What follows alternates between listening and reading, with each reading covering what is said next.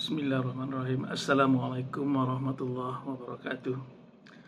Alhamdulillah rabbil alamin. Wassalatu wassalamu ala asrafil anbiya'i wal mursalin wa ala alihi wa sahbihi ajmain. Asyhadu an la ilaha illallah wahdahu la syarikalah wa asyhadu anna Muhammadan abduhu wa rasuluh. Allahumma shalli wa sallim wa barik ala Muhammadin wa ala alihi wa sahbihi wa sallim. Rabbi israh li sadri wa yassir li amri walul 'uqdatam min lisani yafqahul qawli. Pada dirimu wa fi anfusikum afala tubsirun. Apakah tidak kamu perhatikan? Memperhatikan diri ini itu kalau kita lihat ini adalah cermin atau kaca. Ya, ada yang kita bisa melihat wajah kita secara wajar. Ada yang melihat wajahnya itu tidak seperti dengan apa yang ada kenyataannya. Barangkali dilihatnya lebih lusuh daripada wajahnya yang sekarang. Atau barangkali sebaliknya melihat wajahnya, fisiknya itu jauh lebih hebat daripada yang ada kenyataannya. Inilah romantika kita ketika kita bercermin. Nah, saya ingin mengajak Bapak Ibu yang saya muliakan untuk memahami hakikat daripada berkaca diri ini sembari kita memperbaiki persepsi kita tentang diri kita. Dasarnya adalah saya akan mengajak ibu-ibu untuk berlang-lang buana, berfantasi tentang bagaimana kita menghayati, tapi dasarnya tidak lepas dari ini. Saya harus mengunci kita dengan satu ayat ini supaya kita tidak kemana-mana, yaitu ya ayyuhalladzina amanu taqullaha wal tanzur nafsum ma qaddamat lighad wattaqullaha innallaha khabirum bima ta'malun. Wahai orang-orang yang beriman, bertakwalah kepada Allah dan hendaklah setiap orang memperhatikan. Nah, ini konteksnya memperhatikan ini ya, memperhatikan diri, memperhatikan perbuatan dan segala macam. Jadi memperhatikan diri kita, berkaca kita. Tetapi ujung daripada berkaca diri itu kita tidak berfantasi, berkhayal segala macam, tidak. Allah kunci dengan ini. Apa yang telah diperbuatnya untuk hari esok, akhirat. Jadi ujungnya itu adalah amal perbuatan. Ya. Boleh saja orang berfantasi tentang Tuhan dan segala macam, tapi tidak ada amalnya, maka tidak ada artinya yang dia katakan kedekatan dirinya pada Allah tersebut. Ujungnya di sini adalah amalnya. Karena Allah katakan memperhatikan apa sih yang telah diperbuatnya untuk hari esok, hari akhirat. Itu yang dinilai oleh Allah.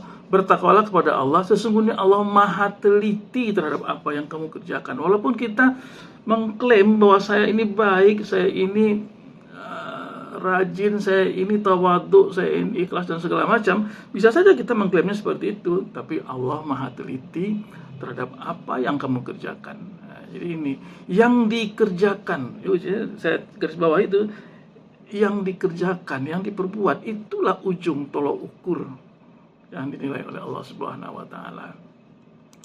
Bapak Ibu yang saya muliakan, kita sering merenung, ya. Kadang pada malam hari ketika sholat tahajud atau kapan sajalah kita merenung itu, ya. Timbul semacam kesadaran yang dalam di dalam diri kita, ya. Dan kita bertanya, sedekat apakah saya dengan Allah? Gitu. Sedekat apakah saya dengan Allah sekarang ini? Atau kita bertanya begini, sudah tepatkah langkah yang saya pilih?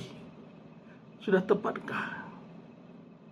Atau kita bertanya, sudahkah saya berakhlak mulia? Atau barangkali kita lebih jauh bertanya, sudah layakkah saya memperoleh surga? Ini pertanyaan-pertanyaan memang tidak bisa dijawab begitu saja. Harus melalui perenungan yang dalam, mengenal diri, mengenal jati diri, untuk kita bisa menilai, oh ternyata saya belum ada apa-apanya. Oh ternyata saya hanya seperti kaleng kosong yang nyaring bunyinya. Dan segala macamnya. Nah, saya coba sedikit demi sedikit kita simak hal ini. Siapa benar sih kita ini sebenarnya? Nah, siapakah diri kita? Siapa kita? Dari mana kita? Ketika kita bercermin atau berkaca, ya saya yakin bahwa sebagian besar kita itu yang kita lihat adalah tubuh ini di balik kaca itu. Oh, saya masih gagah perkasa. Oh, saya sudah uzur. Oh, tubuh saya sudah mengkerut-merut. Nah, ini yang kita lihat di kaca tersebut. Tubuh, ya, tubuh. Tapi ini adalah tubuh yang kasar. Sebenarnya manusia itu terdiri dari berbagai macam komponen. Suka tidak suka kita harus mengerti komponen-komponen yang menyusun diri kita, supaya benar-benar kita bisa menggunakan diri ini secara optimal. Tadi kita baru lihat itu tubuh saja, padahal di sini ada ruh. Apa itu ruh? Banyak ulama menafsirkan ruh itu, tapi pada intinya ruh itu sebagian besar mereka mengatakan bahwa ruh itu adalah cahaya ilahi yang ditiupkan oleh Allah ketika janin berumur 4 bulan masuk ke dalam tubuh, dan dialah sebenarnya sebuah katakanlah boleh dikatakan makhluk ini ya, yang bisa berkomunikasi dengan Allah dan dengan tubuh kita ini. Itu roh, dia cahaya ilahi, berarti dia suci, berarti dia itu baik ya. Kemudian ada lagi jiwa. Jiwa itu ditafsirkan orang adalah bahwa komponen di dalam tubuh kita, tempat bersarangnya ruh ini. Ruh masuk ke dalam jiwa. Dan ketika ruh sudah berada di dalam jiwa, maka ruh terperangkap di sana. Ruh punya sangkarnya, ruh punya rumahnya. Itu jiwa. Rumahnya ruh adalah jiwa. Apakah akan baik-baik saja kejadiannya? Belum tahu. Bisa saja ruh ini ternyata bisa saja jiwa ini ternyata tidak seirama dengan ruh ini. Tergantung siapa yang lebih dominan membisikkan kepada jiwa ini. Bisa itu nafsu, ya. Bisa itu akal atau kalbu. Sebagian ulama mengartikan jiwa ini nafs, ya, nafs. Jadi dorongan. Jiwa itu adalah dorongan. Mungkin kalau ada yang katakan nafs itu jiwa, ya hampir sama nafsnya. Nah, kita kenal ada nafs mutmainnah, ada nafs lawamah, ada nafs amarah. Sebenarnya apa?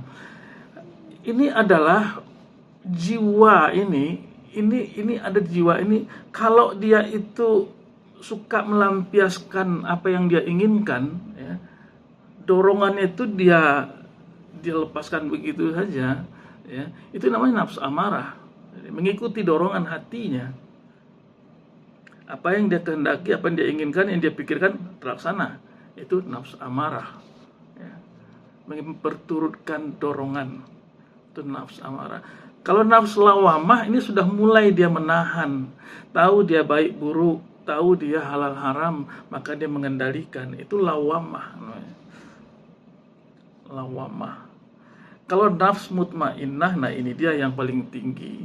Bukan lagi seperti kata Pak Kiai itu hukum fikih yang mewarnai otaknya, tetapi adalah bagaimana dia bisa mensucikan dirinya dan menjadikan fitrahnya hidup. Itu nafsu mutmainnah, jiwa yang tenang, tentram dia. Nah, ini. Jadi jiwa itu bisa baik, bisa buruk. Nah, itu jiwa. Lantas apa nyawa? Nyawa yang kita sering pertahankan itu adalah sebenarnya sebuah energi penggerak. Ini penggerak. Orang kalau udah nggak ada nyawanya lagi, berarti nggak ada energinya sama sekali, habis dia. Kalau kita pergi berobat atau kita sakit, umumnya kita kan berupaya mempertahankan nyawa ini tidak lepas dari tubuh kita. Itu. Ibu-ibu sakit sekarang kan, udah tua, udah uzur gitu kan, kita pergi ke dokter semacam itu mempertahankan nyawa ini sebenarnya supaya nggak keluar dari tubuh kita. Jadi ini baru batas yang ini. Kita belum mempertahankan yang ini, kita belum mempertahankan yang ini. Nah, nyawa yang kita pertahankan. Begitulah naifnya manusia.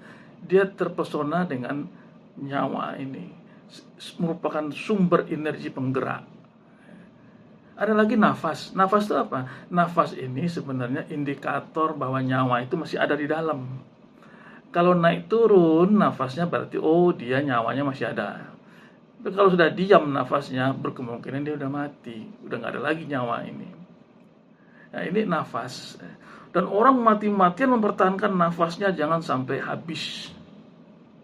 Dengan oksigen, dengan segala macam, biayanya besar, banyak, nafas yang dia pertahankan. Ya. Oke lah, mungkin masih lumayan lah nafasnya dipertahankan, nggak apa-apa. Jadi dia memang benar-benar bertahan untuk hidup. Tapi ada orang yang dipertahankan adalah tubuhnya.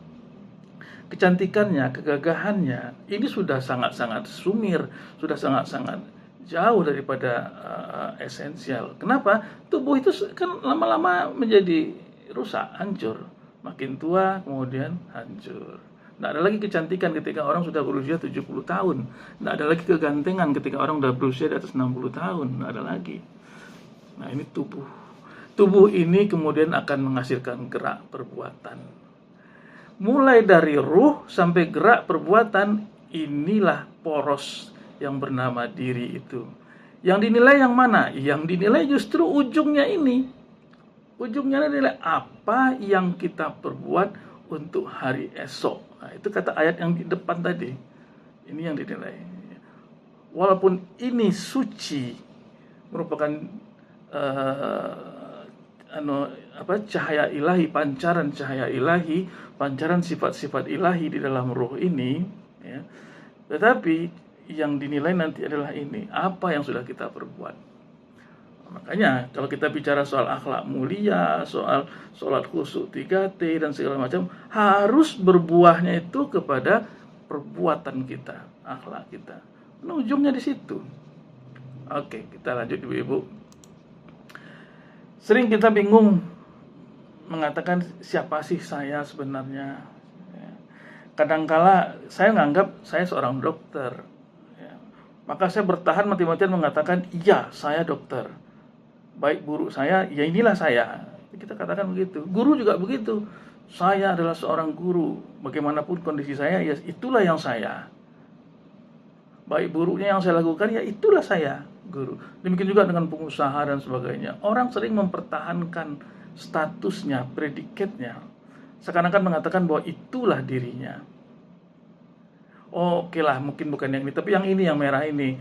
Dia seorang yang suka marah. Maka dia berkata, iya memang saya pemarah, memang bawaan saya begitu. Itulah saya. Tidak usah protes-protes, memang saya begitu. Dia mengatakan inilah dirinya. Atau suka sedih, berbahagia dan sebagainya. Kita katakan itulah yang diri kita. Oh, kita sering berbuat baik. Maka kita katakan, ya saya memang turunan orang baik-baik. Saya suka berbuat baik, beramal, segala macam. Kita katakan bahwa itulah yang kita. Atau jahat, atau buruk. Atau ideologi kita, ideologi Pancasila mengatakan bahwa ya saya adalah NKRI, harga mati. Seakan-akan dirinya itu diartikannya ada sebagai itu. Kemudian ambisi-ambisinya, cita-citanya. Pertanyaannya, apakah memang benar ini yang diri dia sebenarnya? Sumir. Untuk kita bisa tahu tentang diri yang sejati. Nah, tunggu dulu. Ini sebenarnya bukan diri. Ini adalah bayangan dari diri kita.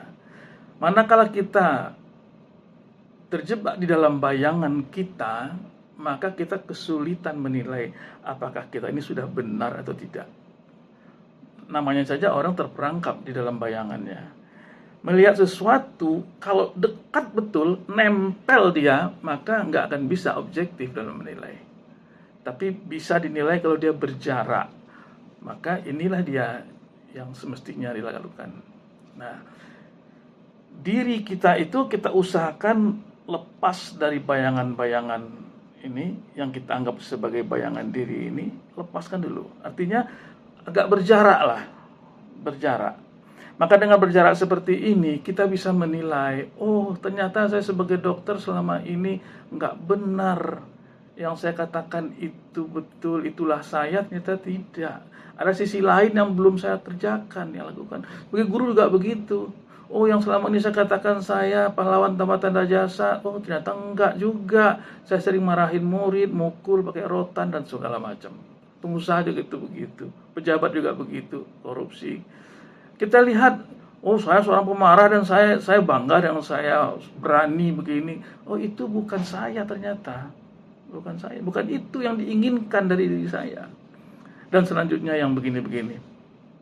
Jadi ambillah jarak dari bayangan diri kita, karena ketika kita mengambil jarak itu dan kita ada dalam kesunyian batin, disitulah inspirasi Allah akan turun kepada kita. Kita akan mudah mendapatkan inspirasi ilahiyah ketika kita dalam kesendirian, kesunyian, melepaskan diri kita dari atribut-atribut predikat seperti ini. Sebenarnya inilah esensi yang berkaca diri itu. Kita tidak pernah bisa menilai diri kita ketika kita sudah menyatu dengan badan yang kita lihat di kaca itu tadi. Harus ada kejujuran. Nah, kejujuran inilah yang sebenarnya esensi dari berkaca diri. Jujur enggak kita dalam melihat diri kita? Bagaimana kita bisa jujur? Kita harus berjarak dengan bayangan kita sendiri. Itu kira-kira. Semoga ini enggak membuat Bapak dan Ibu bingung ya. Tapi intinya lah seperti itu. Nah, kita masuk kepada yang lebih konkret. Yaitu berarti kita tadi sedang berbicara tentang bagaimana kita mensucikan diri kita. Bagaimana kita menjadikan diri kita itu sebagaimana yang dikehendaki oleh pencipta diri itu. Itu pensucian diri itu, pencerahan diri itu namanya kan tazkiyatun nufus ya. Tazkiyatun nufus, pensucian diri. Nah, setelah saya coba gali-gali itu saya menemukan bahwa tazkiyatun nufus itu sebenarnya ada pada cara berzikir kita dan cara berfikir kita. Orang yang berzikir dengan baik, maka dia akan mendapatkan tazkiyatun nufus ini, pensucian jiwa ini. Orang yang berfikir dengan baik pun demikian, akan sampai kepada pensucian jiwa ini. Bagaimana mekanismenya? Kita lihat di sini. Umumnya kita berzikir kan kita yang paling sering dan paling gampang itu mengucapkan ini, subhanallah, alhamdulillah, la ilaha illallah, Allahu akbar, astaghfirullahalazim ya. Dan zikir ini memang diperintahkan Allah, kalau ingin dekat denganku maka berzikirlah, maka ingatlah kepadaku, aku pun akan ingat kepadamu ya. Kita hanya bisa diperhatikan oleh Allah apabila kita ingat kepada Allah. Ini bunyi ayat Al-Baqarah, surat Al-Baqarah ayat 152 ini. Kalau kita lihat, subhanallah, sebenarnya kita kan sedang mensucikan Allah. Maha suci engkau ya Allah. Kalau kita mensucikan Allah, artinya apa? Kita berbaik sangka kepada Allah. Dan kalau sudah kita berbaik sangka kepada Allah, maka artinya kita akan tentram batin kita. Apapun yang terjadi pada diri kita, itu tidak menjadi persoalan besar. Seberapapun besar musibah yang menimpa kita, kita tetap berbaik sangka pada Allah. Pasti Allah memberikan yang terbaik ini. Pasti ini ada manfaatnya bagi saya. Nah ini berbaik sangka, itu subhanallah. Dan kemampuan kita menerima apapun yang diberikan oleh Allah. Itu maha suci engkau ya Allah dari segala macam kekurangan, kesalahan, dan ketidakadilan. Itu kira-kira. Alhamdulillah. Alhamdulillah itu kan sebenarnya ekspresi daripada rasa bersyukur seseorang. Bahwa dia mensyukuri apa yang diberikan oleh Allah kepadanya. Besar, kecil, sedikit, atau banyak, itu yang dia syukuri.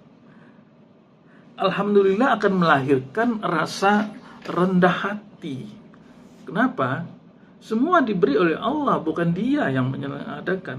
Nggak ada wewenang dia di situ, nggak ada kontribusi dia di dalam keberhasilannya. Itu rendah hati. Dan pasti dia tidak akan sombong. La ilaha illallah itu akan membangkitkan jiwa tauhid kita. Kalau tauhid itu sudah ada di dalam dada, maka yang lain-lainnya akan mengikut. Akan ikut itu yang lain-lain itu. Kenapa? Karena dia punya pandangan yang lurus hanya kepada Allah Subhanahu wa taala. Tauhid. Artinya apa? Tuhanlah yang menjadi sentral dalam kehidupannya. God centris. Bukan egonya, bukan dirinya, bukan pikirannya, bukan idenya, bukan kepintarannya, bukan kekuasaannya, dan juga bukan kegagahan kecantikannya. Allah yang menjadi sentralnya. Maka dia akan terpelihara kalau dia mengamalkan zikir ini. Allahu Akbar itu kan pengagungan Allah. Yang lain kemudian menjadi kecil, termasuk dirinya. Dia akan mengecilkan arti manusia, membesarkan, mengagungkan Allah. Karena manusia ini adalah sumber daripada masalah. Kenapa? Karena dia punya nafsu. Kalau nggak hati-hati, nafsunya itu akan menyeret dia, sehingga dia lebih mementingkan keinginannya, mementingkan ambisinya ketimbang mengagungkan Allah. Astagfirullah. Astagfirullah kan kita dalam upaya membersihkan diri kita. Kita sudah berlumur dosa, sudah banyak kesalahan selama ini puluhan tahun kita hidup. Pastilah sudah bertumpuk-tumpuk dosa kita. Dengan pembersihan diri ini timbul semacam rasa percaya diri, timbul rasa untuk kita bergerak kembali untuk berbuat kebaikan lagi. Yang dulu, yang lalu biarlah berlalu, Allah tentu akan memaafkan. Jadi ada semacam baik sangka kita kepada Allah, bahwa Allah akan memaafkan kita, mengampunkan kita. Di situ baru kita bisa melangkah ke arah yang lebih baik, karena kita punya rasa percaya diri. Nah ini pembersihan diri, astagfirullahaladzim. Ini yang sering kita lakukan dengan zikir. Mari kita lihat dalam konsep akhlak mulia yang kita miliki. Subhanallah akan melahirkan suatu perasaan ikhlas, apapun yang terjadi kita ikhlas. Alhamdulillah, itu rasa syukur yang akan timbul, tawadhu yang akan timbul, Ini astagfirullah ini akan melahirkan rasa pemaaf. Kalau seseorang itu diampunkan, dimaafkan oleh Allah, maka pasti dalam hatinya dia akan memperlakukan orang lain juga sebagaimana Allah memperlakukan dirinya. Dia akan maafkan orang lain. Ya, dia tidak ngotot bahwa Syanud tak akan ada maaf lagi buatnya, nggak ada itu. Nah ini istiqomah juga bisa teraktivasi dengan zikir kita ini. Bukankah kita katakan la ilaha illallah, tiada sesembahan selain Allah, itu terus yang kita ini kan, maka istiqomah akan timbul. Dermawan, ketika kita bersyukur, alhamdulillah, yang teraktivasi adalah rasa dermawan, menolong. Asalkan jangan bersyukur itu hanya di lidah saja. Kan kemarin tuh Pak Salani sudah mengatakan ada syukur bil lisan, ada syukur bil qalbi, ada syukur bil hal. Ya, syukur yang dengan perbuatan itu akan melahirkan kita suka menolong, suka dermawan. Ya. Khusyuk dalam sholat itu ketika kita yakin bahwa hanya Allah yang kita sembah. Kemudian ketika kita bertakbir Allahu Akbar, besarnya Allah itu, keagungan Allah itu membuat kita akan khusyuk. Kemudian tanggung jawab pasti akan timbul. Taubat, ya astagfirullah ini akan melahirkan sifat bertobat. Akan senantiasa orang itu bertaubat dan bertobat sepanjang waktu. Karena dia yakin bahwa Allah akan mengampunkannya. Husnuzon juga demikian akan lahir dari zikir-zikir seperti ini. Nah inilah yang akan membuat kita berakhlak mulia kelak. Jadi zikir itu berpotensi membangkitkan akhlak mulia kita. Maka berzikirlah zikir yang sebenar-benarnya. Terus yang kedua, fikir. Atau kita kan sering sebut itu tafakur. Kita punya 3T, ya. Tamakninah, kemudian tafakur, tadabbur. Nah, yang tafakur ini itu kita bisa bagi 4 cara orang berpikir. Yang pertama yang disebut dengan idrak hissi mubasyir. itu adalah bahwa dia melihat, ya, dia pengetahuannya itu melalui indrawinya, mata, telinga, raba, lidah, tahu dia itu adalah ini, begitu loh. Tapi itu hanya sekedar tahu, tidak ada keterlibatan emosi sama sekali dan rasa tidak ada. Ya dia tahu aja. Oh, itu pemandangan. Oh, itu hewan. Oh, itu suara ini nyanyi. Nah, ini yang namanya tingkat paling dangkal tentang pengetahuan, tentang berpikir orang itu. Yang kedua adalah tazawuk. Tazawuk ini cara berpikir, ya, melahirkan pengetahuan, kemudian sekaligus menimbulkan rasa takjub dan pesona terhadap apa yang dia pikirkan, apa yang dia lihat. Timbul rasa takjub dan rasa pesona. Nah, biasanya orang kalau pergi berwisata melihat alam itu kan timbul rasa takjub, itu oh indahnya, oh bagusnya, oh cantiknya. Tapi dia sudah mulai merasa, cuman hanya berujung hanya sampai pada ada rasa gembira dan senang, menikmati. Nah, ini orang tipe ini berpikirnya, tafakurnya adalah ujungnya menikmati. Dia menikmati, mulai dia merasa menikmati. Itu yang kedua tingkatannya. Kemudian makna yang ketiga, ini nama dengan inbihar, yaitu adalah kekaguman yang sangat mendalam terhadap apa yang dia pikirkan, yang dia lihat, yang dia rasakan. Ada kekaguman.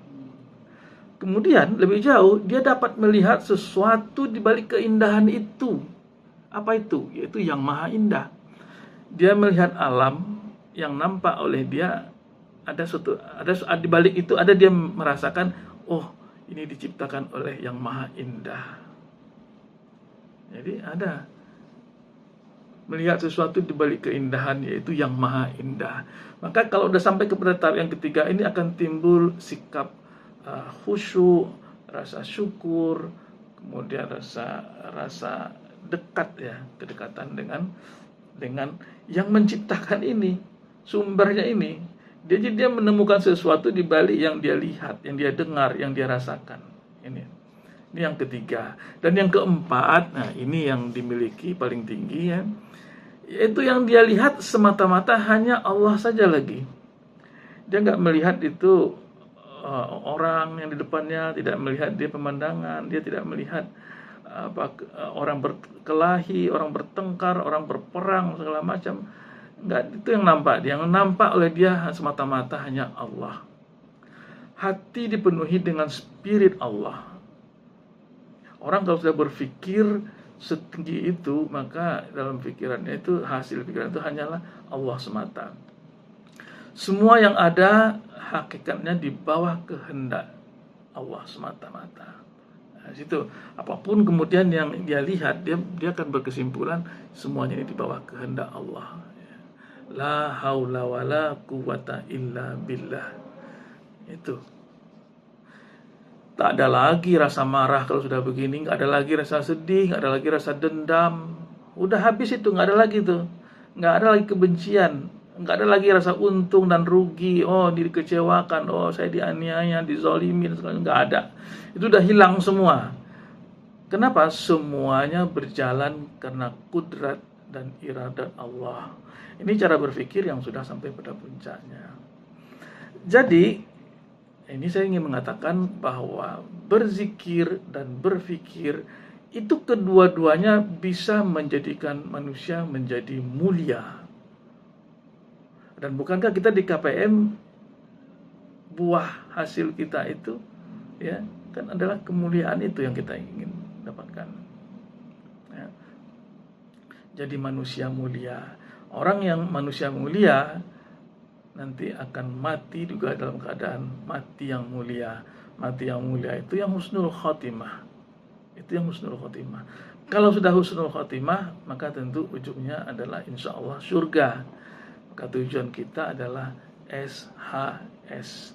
Sukses. Sukses itu kita hidup. Sukses itu menjadi orang yang mulia. Yang orang yang mulia itu orang yang dipandang, dihargai, kemudian dimanfaatkan, bisa bermanfaat lah untuk dunia ini. dengan kemuliaan, karena akhlak dia memiliki akhlak yang mulia. Kemudian dia akan hidup dengan kemuliaan dan mati dengan kemuliaan. Itulah.